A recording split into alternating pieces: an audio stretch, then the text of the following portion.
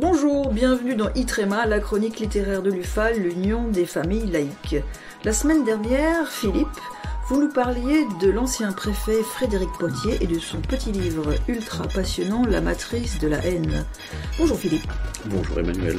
Aujourd'hui, vous vous attaquez à un ouvrage de Jean Birnbaum, L'identité, pourquoi faire ? Oui, un ouvrage collectif qui est paru il y a peu de temps. L'identité est un terme qui a envahi le débat public depuis quelques années. Les identitaires, qu'on trouve désormais aux deux extrêmes de l'échiquier politique, en assurent efficacement la promotion. Le thème de l'identité a fait l'objet des rencontres philosophiques annuelles organisées en 2019 par la ville du Mans et le journal Le Monde.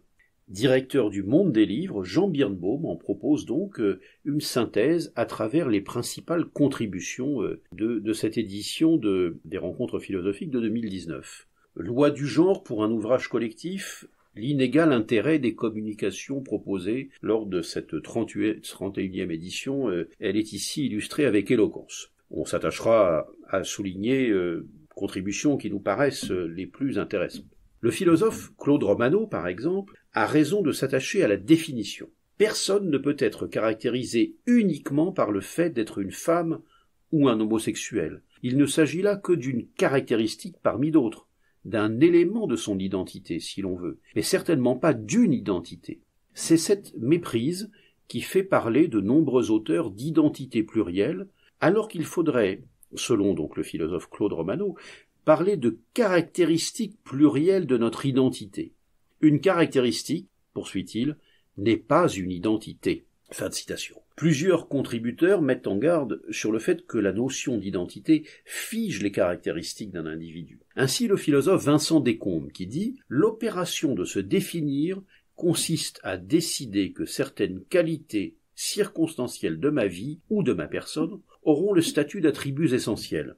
Elle consiste à les essentialiser. Du coup, il ne peut plus être question de les abandonner ou de les modifier, nous dit encore Vincent Descombes. Si vous me demandez, poursuit-il, de changer ce que je tiens pour constitutif de mon identité, c'est comme si vous me demandiez de disparaître pour laisser la place à une autre personne. Se reconnaître dans une identité, poursuit-il, c'est donc essentialiser un élément contingent de sa personne. Fin de citation. Pour sa part, le romancier et poète Charles Dantzig choisit de traiter la question à travers son métier d'écrivain, en bousculant les acceptions convenues sur le thème de l'identité.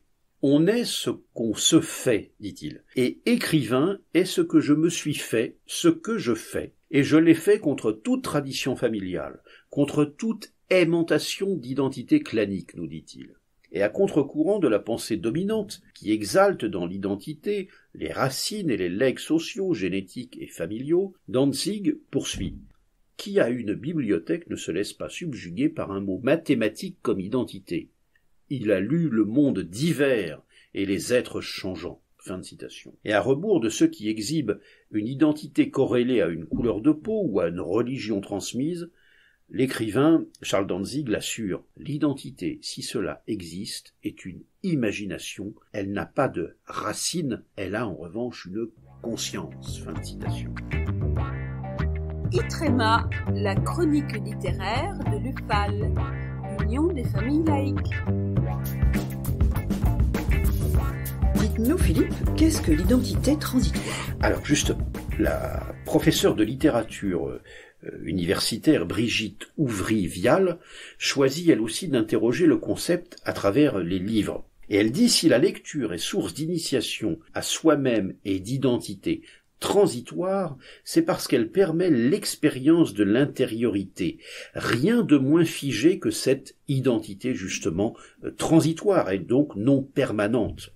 La sociologue Nathalie Henich aborde de son côté la question par un autre angle, remarquant que le terme identitaire est devenu aujourd'hui synonyme d'ultra-réactionnaire. Cependant, poursuit-elle, cette problématique a été récemment reprise par la gauche, sous l'influence notamment du communautarisme américain, avec les revendications pour la défense des minorités raciales d'abord, puis sexuelles et religieuses. En migrant de l'extrême droite vers une certaine gauche, l'identité n'est-elle pas en mesure de faire muter l'identité même de la gauche?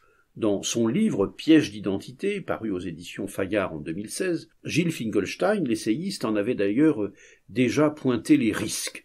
Voilà pour ce livre de Jean Birnbaum, ce livre collectif, L'identité, pourquoi faire. Mais dans la foulée, paraît un volumineux dictionnaire encyclopédique de l'identité, sur le même thème donc, balayant la problématique à l'aide de nombreuses disciplines, notamment les sciences exactes. On remarquera que peu des 120 contributeurs de ce volumineux ouvrage ont fait d'efforts de vulgarisation, et la lecture exigera de s'accommoder d'un vocabulaire souvent jargonnant et voire abscon. Donc voilà pour ce livre de Jean Birnbaum, livre collectif encore une fois, qui compile des contributions aux rencontres philosophiques du Mans de 2019, L'identité, pourquoi faire, paru aux éditions Folio, Gallimard, dans la collection Essais, 240 pages, et pour ceux qui veulent compléter, L'identité, dictionnaire encyclopédique, lui aussi paru aux mêmes éditions Folio, Essais, Gallimard. Merci Philippe pour cette chronique toujours aussi passionnante, et nous avons noté que, contrairement à certains, vous n'utilisez pas un vocabulaire jargonnant, voire abscon. À bientôt Emmanuel. À bientôt Philippe.